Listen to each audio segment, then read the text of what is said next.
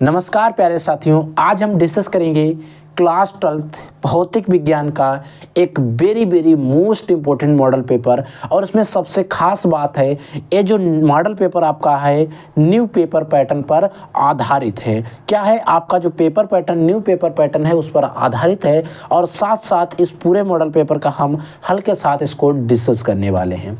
बच्चों, इसका paper code भी आप 355 जेई देख सकते हैं। और ये बच्चों मॉडल पेपर जो है आपकी बोर्ड एग्जामिनेशन 2025 के लिए काफ़ी ज़्यादा इम्पोर्टेंट है। तो इसीलिए इस पूरे मॉडल पेपर को समझ लीजिए। कुछ क्वेश्चंस का हम लोग सलूशन भी देखेंगे ताकि आपको बोर्ड में कोई भी प्रॉब्लम ना हो। आपको पता है, आपको पेपर करने के लिए 3 घंटे 15 मिनट का टाइम दिया जाएगा। ये सारी चीज़ें आपको पता है। और आपको ये भी पता है, आपका जो पेपर होता है 70 मार्क्स का रहेगा। इसमें आपको पासिंग मार्क्स के लिए सिर्फ 23 मार्क्स चाहिए रहते हैं। अगर आप 23 मार्क्स इसमें ले आते हैं तो आप डायरेक्टली पास हो जाएंगे। 23 मार्क्स लाना आपकी चुटकियों का खेल है। हमारा तो टारगेट रहता है कि हम 65 प्लस मार्क्स लाने का पूरा प्रयास करें। और इसी प्रयास में हम लोग कई सारे मॉडल पेपर को सॉल्व कर रहे हैं। आज इस नए मॉडल पेपर को हम लोग देखेंगे ताकि हम बोर्ड एग्जाम में आने वाले क्वेश्चंस का एनालिसिस कर पाएँ। देखो, मॉडल पेपर सॉल्व करने का, पढ़ने का सिर्फ एक ही रीज़न होता है, हम पेपर को देख पाएँ, पेपर के पैटर्न को समझ पाएँ और अपने आप पर और खुद पर भरोसा हो कि हम कितना कर सकते हैं। ठीक है, देखो बच्चों, इसमें कुछ निर्देश दिए जाते हैं। इन निर्देशों को प्लीज़ एक बार आप ध्यान से पढ़ लेंगे। अगर हम पढ़ते हैं तो काफ़ी ज़्यादा आप लोगों का समय वेस्ट होगा। देखो बच्चों, एक क्वेश्चन है, क्वेश्चन नंबर फर्स्ट है, इसको समझो ध्यान से। और ये बच्चों आपका जो आ खंड आता है इसी के अंतर्गत है। कह रहा है कि वैद्युत विभव का मात्रक बताओ। देखो बच्चों, आपका जो वैद्युत विभव होता है इसका मात्रक क्या है? जूल प्रति कूलाम है, या जूल कूलाम है, या कूलाम प्रति जूल है, या फिर न्यूटन प्रति कूलाम है। यानी कि आपका जो वैद्युत विभव होता है इसका मात्रक कितना है। तो आई होप आपको पता होगा, जो आपका वैद्युत विभव होता है उसका मात्रक होता है जूल प्रति कूलाम। और ये क्वेश्चन बच्चों काफ़ी ज़्यादा इम्पोर्टेंट है और इसीलिए इन सभी क्वेश्चंस को आपको याद रखना है। ठीक है, अब बच्चों इसी में खा खंड एक क्वेश्चन दिया गया है। और एक क्वेश्चन आपका क्या है बच्चों? एक न्यूमेरिकल है। क्या है बच्चों? न्यूमेरिकल है। क्वेश्चन क्या कह रहा है, समझो ध्यान से। एक तार का विशिष्ट प्रतिरोध 500 ओम है, इसकी वैद्युत चालकता आपको बतानी है। अगर आपको सूत्र पता है तो आप इसको इजीली सॉल्व कर सकते हैं। देखो बच्चों, वैद्युत चालकता इक्वल टू एक सूत्र होता है 1 में विशिष्ट प्रतिरोध रहता है। क्या होता है? ये सूत्र होता है कि विद्युत चालकता विशिष्ट प्रतिरोध के व्युत्क्रम होती है। ये बच्चों आपका हो गया विशिष्ट प्रतिरोध, यानी कि विद्युत चालकता इक्वल टू होता है 1 विशिष्ट प्रतिरोध। तो अगर हमें विद्युत चालकता निकालनी है तो 1 विशिष्ट प्रतिरोध का मान हमें दिया गया है 500 ओम है। इसको हम भाग करेंगे, लगाएंगे दशमलव ऊपर 1 जीरो बढ़ा लेंगे, 1 जीरो और बढ़ाएंगे, 1 जीरो और बढ़ा देंगे। 2 जीरो को 2 जीरो से हम कैंसिल कर देंगे। अब ऊपर बचा 1 और नीचे बचे 5। इसको सॉल्व करने के लिए 1 जीरो और बढ़ाएंगे ताकि यहाँ पर हम 10 कर सकें। और इसको काट देंगे, 5 दूनी 10, यानी कि 0.002 आ गया। अब अगर हम इसके मात्रक की बात करें तो देखो, प्रतिरोध का मात्रक होता है ओम होता है। अब इसको नीचे से ऊपर ले जाएंगे तो किसमें क्या हो जाएगा? इन्वर्स हो जाएगा। तो हम क्या कर देंगे? ओम इन्वर्स हो जाएगा। तो 0.002 ओम इन्वर्स हो जाएगा, जो कि हमारे पहले वाले ऑप्शन में हमें बिल्कुल राइट दिखाई दे रहा है। ये बच्चों ओम का सिंबल है, यहाँ पर ओम इन्वर्स लिखा हुआ है। इसमें आपको दिखाई दे रहा होगा ये महीन माइनस का निशान लगा हुआ है। ठीक है, आई होप आपको क्लियर हो गया होगा। अगला देखो बच्चों, इस क्वेश्चन में आपका एक तरीके से पूरा डेरिवेशन रख दिया गया है। एक चुंबकीय क्षेत्र बी है कि समांतर चाल V, सेकंड वाली V से गतिशील आवेश Q, ये बच्चों यहाँ पर Q बना है। Q पर चुंबकीय क्षेत्र के कारण लगने वाला बल जो होता है F होता है, इसका मान बताओ। समझो इस क्वेश्चन को।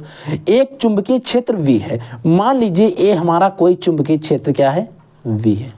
ठीक है, इस पर V समांतर चाल V से Q आवेश, यानी कि इस पर एक आवेश समांतर चाल V, इसकी चाल क्या है? V है, और यहाँ पर आवेश क्या है? Q है। ठीक है, तो क्षेत्र पे चुंबकीय क्षेत्र के कारण लगने वाला बल, तो बच्चों जो F इक्वल टू एक सूत्र हो जाएगा आपका, Q हो जाएगा इंटू में क्या हो जाएगा v वेक्टर हो जाएगा, इंटू में आपका v ए वाली वेक्टर हो जाएगा। ठीक है, आवेशों की गति क्या है, आवेश जो है इसकी गति क्या है, समांतर है। अब ए और v का क्रॉस प्रोडक्ट आपने अच्छे से पढ़ा होगा, ए और v का क्रॉस प्रोडक्ट क्या होता है समझो, ए आपका q रहेगा, ठीक है, मल्टीप्लाई में u और v, u जो v का क्लास वेक्टर क्रॉस वेक्टर होता है v साइन थीटा होता है। क्या होता है बच्चों, v साइन थीटा होता है। और यहाँ पर ये समांतर हैं तो इसमें समांतर है तो इसके चाल में साइन थीटा का मान कितना हो जाएगा, 0 हो जाएगा। तो q इक्वल टू क्या हो जाएगा, q इंटू में v साइन 0 डिग्री, और साइन 0 डिग्री का मान कितना होता है, 0 होता है। तो q इंटू में v और इसमें हो जाएगा इंटू में 0, तो q इक्वल टू क्या आ जाएगा, देखो q इक्वल टू b इसकी गुणा होगी तो 0, और इसकी इसके साथ होगी तो q का मान भी क्या आ जाएगा आपका 0 ही हो जाएगा, यानी कि f का मान आ जाएगा क्या हमारा 0 हो जाएगा। और इसीलिए हमारा चौथा वाला विकल्प इसका बिल्कुल राइट हो जाएगा। और मैं कहता हूँ ज़्यादातर बच्चे ए वाला ऑप्शन लगा के आते हैं, QBB वाला, ठीक है, जो कि बिल्कुल गलत है। इसमें चौथा वाला हमारा ऑप्शन बिल्कुल राइट है। और इस क्वेश्चन को आप अच्छे से याद रखेंगे, क्योंकि ताकि आप जब बोर्ड एग्जाम देने जाएं वहां पर आपको कोई भी प्रॉब्लम, किसी भी प्रकार की कोई भी दिक्कत फेस करनी ना पड़े। ठीक है, अगला क्वेश्चन है कि लेंज का नियम इस भौतिक राशि के संरक्षण पर आधारित है।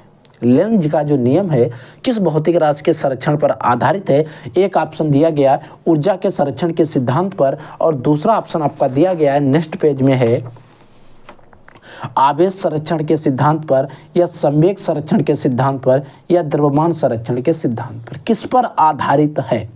तो बच्चों आपको बता दें लेंज का नियम जो है ऊर्जा संरक्षण के सिद्धांत पर आधारित है, इसी पे काम करता है। तो इसीलिए हमारा इसमें ऑप्शन जो है फर्स्ट है बिल्कुल राइट हो जाएगा। समझ में आया, ठीक है। अगला क्वेश्चन देखो, अगला क्वेश्चन क्या है कि प्रतिरोध R है। देखो प्रतिरोध R है, प्रेरकत्व L है, संधारित्र C श्रेणी क्रम में जोड़े गए हैं, ठीक है। प्रत्यावर्ती धारा स्रोत की आवृत्ति EN है, अनुनादी आवृत्ति ENR है। स्थिति में धारा विभव का पश्चगामी कब होगी, जब EN जो है इसका मान जो है, यानी कि जो आपकी आवृत्ति है इसका मान जो है, जो धारा स्रोत की आवृत्ति है इसकी अनुनादी आवृत्ति से ज़्यादा हो जाए। क्या हो जाए, ज़्यादा हो जाए, तभी जो धारा है वो विभव से पश्चगामी होगी। ठीक है, अगला क्वेश्चन देखो, वैद्युत चुंबकीय तरंग में चुंबक तथा चुंबकीय क्षेत्र सदिशों में कालांतर कितना होता है। अब बताओ बच्चों, ये क्वेश्चन भी काफ़ी ज़्यादा इम्पोर्टेंट है और बोर्ड के पेपर में कई बार पूछा गया है, और क्वेश्चन पर आप IMP भी लगा देंगे। तो कालांतर क्या होता है बच्चों, शून्य होता है, याद रखेंगे। अब बच्चों आपका खंड बा आता है, इसमें हमारे अति लघुत्तरीय क्वेश्चन रहते हैं, और जो कि 6 क्वेश्चन रहते हैं, और यहाँ पर प्रत्येक क्वेश्चन भी आपका 1 नंबर में रहता है। ठीक है, 6 ऑब्जेक्टिव रहते हैं, 6 क्वेश्चन रहते हैं। देखो इसमें क्वेश्चन एक साधारण सा पूछ रहा है, पूर्ण आंतरिक परावर्तन से आप क्या समझते हैं। देखो पूर्ण आंतरिक परावर्तन एक प्रकाशिक घटना होती है, आपको पता होना चाहिए। इन सभी क्वेश्चंस का बच्चों सलूशन भी हम आपको जल्द ही प्रोवाइड करा देंगे। ये देखो आइंस्टीन का प्रकाश विद्युत समीकरण आपने पढ़ा था, E=hν, यही वाला आपको सिद्ध करना है। 1 से 2 लाइन में इसको आप लिख देना, क्योंकि 1 नंबर में। ठीक है, अगला क्वेश्चन देखो, हाइड्रोजन परमाणु में इलेक्ट्रॉन की कक्षीय गति का न्यूनतम कोणीय संवेग बताओ। देखो ये क्वेश्चन भी काफ़ी ज़्यादा इंपॉर्टेंट है। इन सभी क्वेश्चंस का मैं सलूशन नोट कर रहा हूं, और जल्द ही मैं इसके नेक्स्ट वीडियो में इन सभी क्वेश्चंस का सलूशन भी आप लोगों के साथ डिस्कस करूंगा। तो प्लीज़ मैं इन सभी क्वेश्चंस को लेकर आ रहा हूं, आपको हम इसी चैनल पर आपको पढ़ाएंगे। वहाँ पर मैं इनके जो लॉन्ग क्वेश्चन हैं इन सभी का क्वेश्चन का सलूशन विद हल के साथ इन सभी क्वेश्चन को लाऊंगा। तो प्लीज़ आप हमारे साथ जुड़ जाइए, चैनल को सब्सक्राइब कर लीजिए, बेल के आइकन के ऑल पर क्लिक करके रखिए, ताकि हम जैसे वीडियो अपलोड करें आपको नोटिफिकेशन मिल जाए। नाभिकीय रिएक्टर में मंदक का क्या कार्य होता है, किसी एक मंदक का नाम बताओ। ठीक है, एक समतल, अब देखो यहाँ पर आपका एक न्यूमेरिकल भी पूछ लिया गया है। एक समतल विद्युत चुंबकीय तरंग के विद्युत क्षेत्र का आयाम इतना दिया गया है, वोल्ट प्रति मीटर है। इसके चुंबकीय क्षेत्र का आयाम ज्ञात करना है। स्थिर वैद्युतिकी में गैस का नियम, जो गॉस एक वैज्ञानिक थे, उनका आपको नियम यानी कि प्रमेय जो है उसको बताना है, 1 से 2 लाइन छोटा बताना है। ठीक है, ऐसे बच्चों हमारा सा खंड जो दिया गया इसमें पूछा गया है कि m द्रव्यमान तथा q आवेश का एक कण एक समान वैद्युत क्षेत्र E में विराम अवस्था से चलकर d दूरी तय करता है, सिद्ध कीजिए कण का अर्जित वेग इतना है। यानी कि आपको सिद्ध करना है और इसके लिए आपको 2 नंबर दिए जाएंगे, तो इसमें मैं कुछ ज़्यादा लिखना रहेगा। ठीक है, कितना लिखना वो सारी चीज़ें मैं बताऊंगा। वैद्युत विभव की परिभाषा दीजिए तथा इसका मात्रक बताइए। देखो वैद्युत विभव का परिभाषा तो हम लोग डिस्कस करेंगे नेक्स्ट क्वेश्चन में जब हम इसका सलूशन लाएंगे। वैद्युत विभव का मात्रक मैं बता देता हूँ, जूल प्रति कूलाम होता है और कई बार मैं इस क्वेश्चन को देख भी चुका हूँ और एक क्वेश्चन आपका जो ऑब्जेक्टिव क्वेश्चन था वहीं से बना हुआ है। देखो इसमें ऑब्जेक्टिव पहला वाला क्वेश्चन है जूल प्रति कूलाम, वैद्युत विभव का मात्रक यहाँ पर दिखाया गया है। एक तार का प्रतिरोध 20 ओम है, तार की त्रिज्या को खींचकर आधी कर दी जाती है, नए तार का प्रतिरोध बताइए। और कभी कभी यहाँ पर पूछ लिया जाता है कि इसकी जो तार को खींचकर 2 गुना कर दिया जाता है तब इसका नया प्रतिरोध बताइए। तो आपको पता होना चाहिए इन क्वेश्चंस को कैसे सॉल्व करते हैं। मैं बिल्कुल इन सभी क्वेश्चंस का सॉल्यूशन भी आपके साथ डिस्कस करूंगा। बायो सावर्ट का नियम क्या है, इंपॉर्टेंट क्वेश्चन याद रखेंगे। प्रत्यावर्ती धारा में वर्ग माध्य मूल माध्य का व्यंजक आपको इंपॉर्टेंट क्वेश्चन है और बच्चों ये न्यूमेरिकल है और यहाँ पर 2 न्यूमेरिकल दोनों दिएंगे, काफ़ी ज़्यादा इंपॉर्टेंट है। ऐसे में आपको पूरा पेपर दिखाई देता हूँ। देखो अब यहाँ पर हमें कई चीज़ों बताना है। फिर अगला क्वेश्चन है किसी प्रिज्म के लिए उसके पदार्थ के अपवर्तनांक का व्यंजक न्यूनतम विचलन की स्थिति में ज्ञात कीजिए। ठीक है, हाइगेंस के द्वितीयक तरंगिकाओं के सिद्धांत समझाइए। देखो हाइगेंस का द्वितीयक तरंगिकाओं का जो सिद्धांत है उसे समझाना है तथा इसके आधार पर प्रकाश के परावर्तन की व्याख्या भी करना है। यानी कि प्रकाश के जो परावर्तन की व्याख्या करना है वो हाइगेंस के द्वितीयक तरंगिकाओं के सिद्धांत के आधार पर हमें करना है। आइंस्टीन की प्रकाश वैद्युत उत्सर्जन संबंधित समीकरण लिखिए तथा इसकी व्याख्या कर दीजिए। इंपॉर्टेंट सारे क्वेश्चंस है। अब बच्चों 5 में अगला क्वेश्चन आता है, इसमें भी हमें एक न्यूमेरिकल दिया गया। फिर कहता है वैद्युत द्विध्रुव के कारण अच्छी स्थिति में किसी भी बिंदु पर वैद्युत विभव का सूत्र का निगमन करना इंपॉर्टेंट क्वेश्चन है। किरचॉफ के नियमों की सहायता से धारा I1, I2 तथा I3 के मान दिए गए परिपथ में ज्ञात कीजिए। ठीक है, बायो तथा सावर्ट का नियम चित्र द्वारा समझाइए। यानी कि बायो सावर्ट का नियम है उसको चित्र के द्वारा अच्छे से समझाना है, थोड़ा लॉन्ग फॉर्मेट में।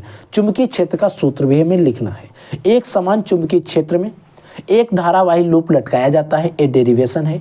इस लूप पर लगने वाले बल आघूर्ण का जो मान होता है, सूत्र होता है, उसका हमें निगमन करना है। अगर आप इस क्वेश्चन को करना चाहें तो करें, अन्यथा आपको अथवा में चांस दिया जाता है। ठीक है, अगला गॉस प्रमेय का उल्लेख कीजिए। ये भी क्वेश्चन बार बार आ रहा है। यानी कि गॉस प्रमेय के बारे में काफ़ी ज़्यादा पूछा जाता है और यहाँ से आपको जो भी क्वेश्चन मिलेंगे उसमें आपको अथवा में एक चांस दिया जाता है। 2 समांतर धारावाही चालकों के बीच लगने वाला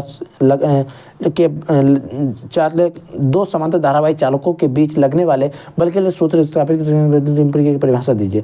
बच्चों इसका सूत्र इसके आधार पर वैद्युत धारा के मानक एम्पीयर की परिभाषा तो मैंने नहीं बताई है, लेकिन 2 समांतर धारावाही चालकों के बीच में लगने वाला जो बल है इसका सूत्र मैंने स्थापित करवा के अच्छे से बताया है। अब इस क्वेश्चन को करना चाहें या करें, या तो आप इस लेंस के सूत्र को अपरिवर्तित कर सकते हैं। एक क्वेश्चन मैंने बहुत ही अच्छी तरीके से समझा रखा है। हाइगेंस के द्वितीयक तरंगिकाओं सिद्धांत पे प्रकाश के अपवर्तन की व्याख्या करना है। अब ऊपर देखो क्या कर रहा था, प्रकाश के परावर्तन की व्याख्या पूछ रहा था। तो प्रकाश के परावर्तन और अपवर्तन की दोनों को पढ़ना है अच्छे से तथा स्नेल का नियम भी हमें समझाना है, क्योंकि 5 नंबर में। तो 3 नंबर में ए हो जाएगा, 2 नंबर में आपका स्नेल का नियम हो जाएगा।